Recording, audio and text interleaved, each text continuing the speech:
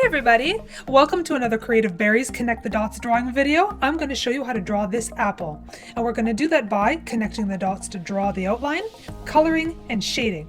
So get your dot-to-dot printable template in the description below, or get a regular piece of paper, pencil, and marker and just follow along and draw. Let's go!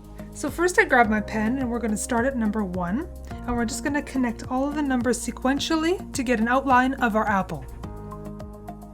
So I start at number 1. What I like to do usually is draw my outline with a pencil first. So follow along with me, draw with a pencil, and then you can go over with a marker afterwards. Just so if you make mistakes, it's easier to erase. Now we're going to continue all the way up to number 9 and stop. And from number 9, we're going all the way around to number 16. Nice big curve. Now we're going to be doing the stem of the apple, so we're just following along the numbers and stopping at 22. Now curve upward to 23, and I'm going backwards from 25 to 23 because I'm right-handed. And then we're going to curve the other way all the way to 29. Just like this. Now we're going to be working on the leaf, so follow along. We're doing a little bit of a swerve up to 34, and then we're going to go and do the ends of the leaf, the little jagged parts. So we're going to be going up and down a little bit. So curve like here, down, up,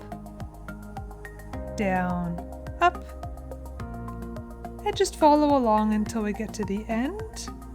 And then we're doing a nice curve to 47, straight.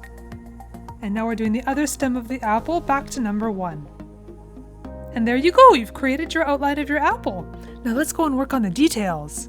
If you made any mistakes, now's the time to go and fix your outlines. Make them thicker, make them smoother, however you want to get your picture the way you want it to look. Starting with the stem of the top apple, and then I'm going to define the second apple so you can see that we've got 2 apples now. Then I'm going to work on the bottom and the tops of my second cut apple. So I'm drawing a portion of the skin now, and the stem. Let's add a couple of seeds and some lines around to show the apple core. Now let's add some veins on the leaf, and now we're done. Picked out my colors first, and I've got them all ready for me, and I put them off to the side. I'm using a yellow-green marker to start because I want to color the entire apple to make the paper wet so it's easy for me to blend later.